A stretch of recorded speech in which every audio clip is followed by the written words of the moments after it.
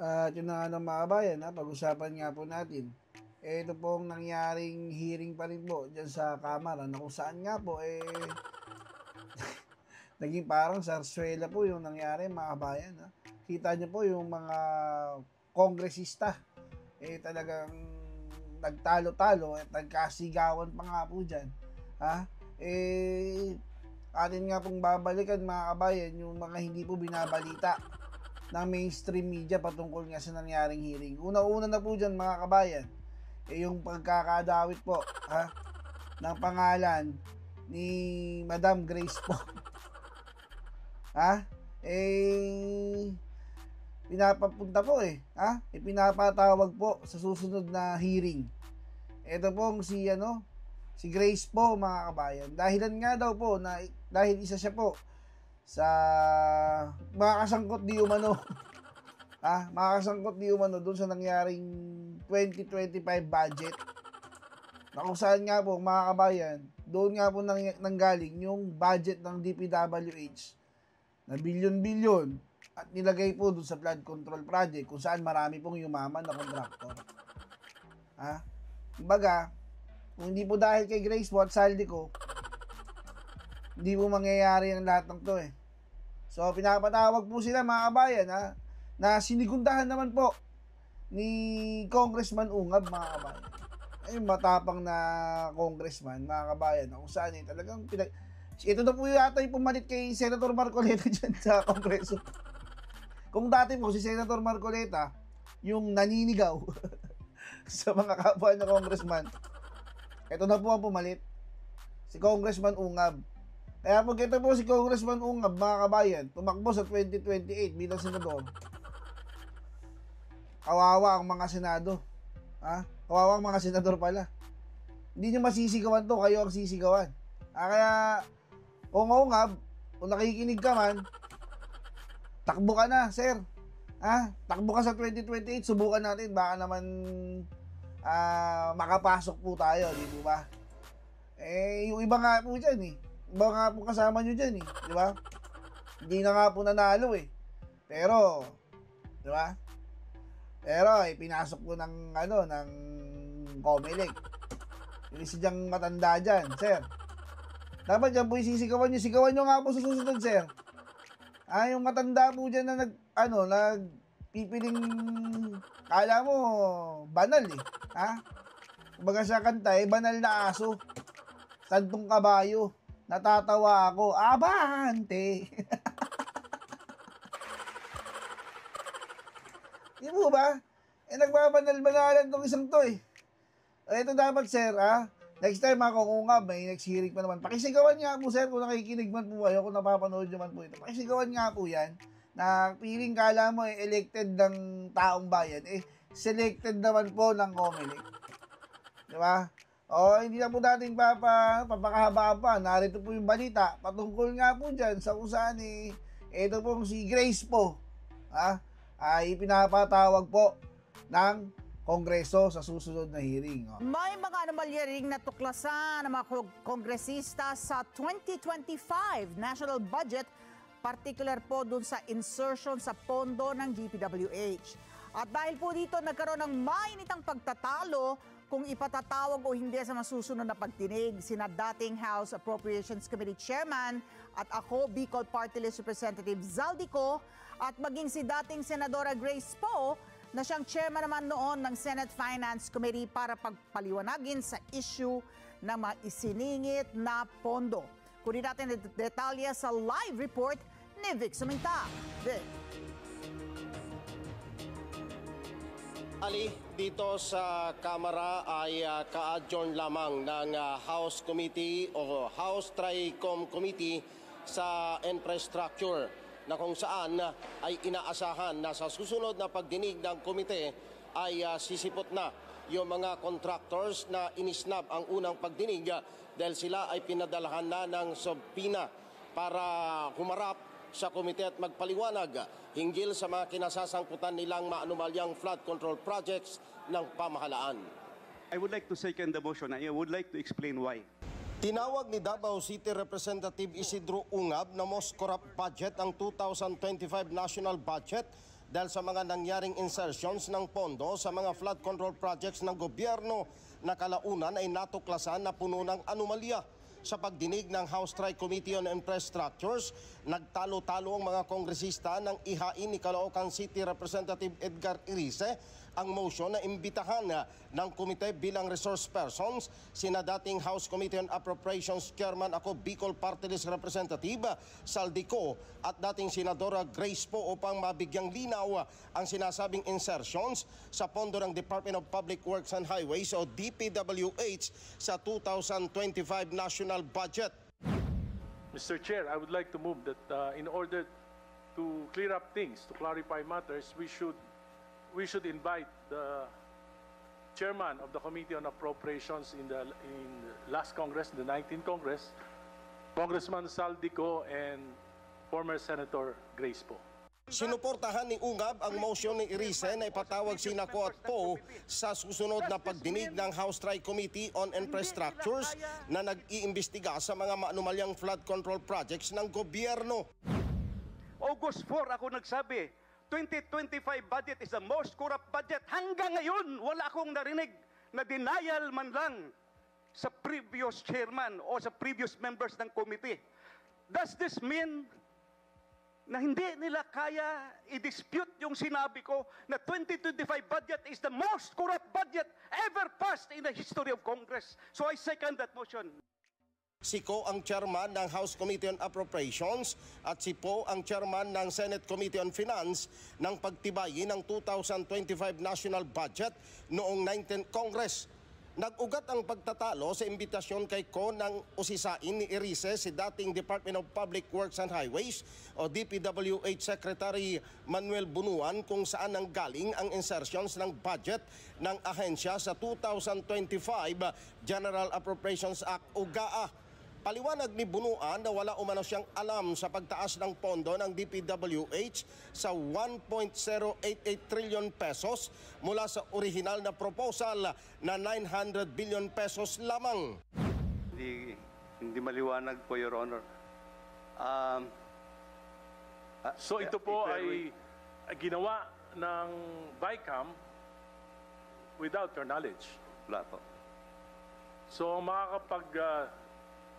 makakaalam lang po ng mga insertion na ito ay particularly yung BICAM, the Senate Committee on Finance and the Committee on Appropriations of the House of Representatives. Tama po ba yan?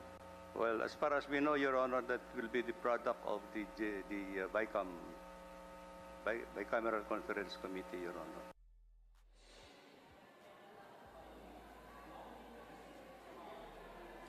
Samantala, Ali, maliban kina Ungab at Irice ay nakipagtalo rin sinabota sa Congressman Toby Chanco nang igiit nito na dapat talaga na imbitahan si ako Bicol Party List Representative Elizaldico na magpaliwanag dito sa TRICOM para maliwanagan kung ano ba talagang nangyari doon sa Bicameral Conference Committee kung bakit nagkaroon ng napakalaking insertions sa budget ng Department of Public Works and Highways. Dahil sa hindi dinesisyonan ng chairman na si Congressman Terry Ridon ang naturang motion, minabuti na lamang ni Chanco na mag-walk out dito sa pagdinig ng komite na matapos isingit din niya na dapat inimbitahan si Baguio City Mayor Benjamin Magalong na nagsasabing alam niya kung sino yung mga kongresista na umano'y kasangkot sa mga manumalyang flood control projects ng pamahalaan. Balik sa inyo, Ali. Vic, ang narinig kong mainit na nagtatalo ay si Representative Toby Tiangco at si Janet Garin, no? At ito ba ang pinagtatalunan nila kung ipatatawag si Zaldico at si former Senator Grace Po? Tama, Ali, kasi maliban kay Janet Garin nung nagtatalo na sila, sumabat din itong si Congressman Abante na talagang kinokontra ang kahilingan ni Congressman Toby Chanco tungkol doon sa panukala na ipatawag nga si Congressman Elizaldico. Dahil sa ngayon, nakaupo pa pala itong si Congressman Elizaldico na representative ng Ako Bicol. Dahil ditong nakalipas na eleksyon, 2 upuan ang nakuha ng Ako Bicol. Ang isa na nakaupo ngayon ay si Congressman Alfredo Garbin. Pangalawa, itong si Congressman Elizalde Coali. So, meron hati pala ang mga miyembro ng Kongreso kung pagpapaliwanagin yung mga mambabatas ng 19th Congress. Merong mga kongresista na gusto, narinig ko si Janet Garin, sabihin huwag natin gawing personal, ano? So hati sila kung babalikan pa yung nangyari nung 19th Congress at dahil sa accountability ay pagpaliwanagin yung paglobo ng pondo ng Department of Public Works and Highways ng 189 billion kasi yung inilaki ng pondo ng DPWH na hindi nga daw sabi ni former Secretary Bonoan ay talagang sa BICAM nangyari. So yun ang issue nila, whether or not ipatatawag pa at pagpapaliwanagin itong mambabatas noong 19th Congress. Tama, Ali, kasi malaking misteryo daw yung sinasabi ni Secretary Bunuan ng original proposal ng DPWH na nakapaloob doon sa original na NEP o National Expenditure Program ay 900 billion lamang. Pero doon sa final version ng Bicameral Conference Committee, naging 1 trillion point 0088. Meron lang katanungan si Alex Santos. Okay, Vic, doon sa tugon ni Congressman Tiangco, meron siyang hawak na USB. Gusto sana niyang ipa-play sa COMSEC, no? Ito ba yung inaayawan ni Congresswoman Garin? Ano ba nilalaman ng USB na yun? Hindi natin alam, Alex, kung ano yung nilalaman pero malamang yun yung mga sinasabi niyang ebidensya na nagkaroon ng hocus-pocus. Doon sa, naalala mo, Alex, yung hinahanap niya na minutes ng small committee? Tama. Dahil yun yung pinupunto niya na nagkaroon kasi ng hocus-pocus dito pa lamang sa Kongreso na bago dalhin yung final version ng House doon sa 2025 national budget, meron ng kinalikot noon na lalong lumaki batay sa kanyang aligasyon nung matapos ang Bicameral Conference Committee, Alex. So, ibig sabihin, bagamat hindi siya pinagbigyan ng House Appropriations Committee kay Congresswoman Swansing, di ba, humihingi siya ng kopya, may kopya na siya ngayon? Malamang may nakuha ng kopya kasi kung titignan mo doon sa archive, pwede ka namang kumuha doon sa archive dahil public document yun Yun yung pinupunto niya dahil ang sinasabi ni Congressman Toby Tiangco, para official, kayo ang mag-provide. Kasi kayo ngayon ang nakaupo dito sa House Appropriations Committee. Dahil ang sabi nga niya noon kay Congresswoman Mika Swansing, public ko yan public documents, nandyan sa archive yan. So, ibig sabihin, Vic, pwedeng humingi ang media ng kopya ng USB niya? I doubt kung pagbibigyan kami, Alex. Isa pa, pahabol ko lang. Kanina, na-sentro ang investigasyon sa PICAB at merong isa yatang executive director na isang abogado na pinaparatangan ng isang congressman na siya daw ang utak, umano o pasimuno ng bentahan ng lisensya. Tama, Alex. Ang tinutukoy mo, si Attorney Matienzo. Kaya ang sabi ni Congressman Jefferson Cohun na siyang House Deputy Speaker din ngayon, papaimbestigan niya. Dahil batay sa kanilang nakalap na impormasyon, napakayaman daw nito. Maraming sasakyan at nakatira sa isang high-class na subdivision dito sa Metro Manila. Naku, grabe. Sige, ito, balik ko sa si Ali. Ito no, bilang panghuling katanungan na lang, Vic, itong nakita po natin dito sa unang hearing ng House Tri-Committee on Infrastructure sa nangyari na pagharang dun sa ilang mga motion, para maisiwalat ang lahat, na o kahit ipagpaliban, yun ang sinasabi, hindi mangyayari sa susunod na hearing, baka kalaunan, unahin muna natin itong mga kontratista. Ito bang comment ni Representative Toby Tiangco, parang naulinigan ko, nasasabi niya na paanong seseryosohin itong ginagawang hearing ng Tri-Committee on Infrastructure kung hindi malalahad lahat, kung ganito ang nakikita natin na merong mga hinaharang na mga motion na sa pakiwari ng mga tao ay kailangan maisiwalat lahat kahit yung nangyari nung 19th Congress. Vic?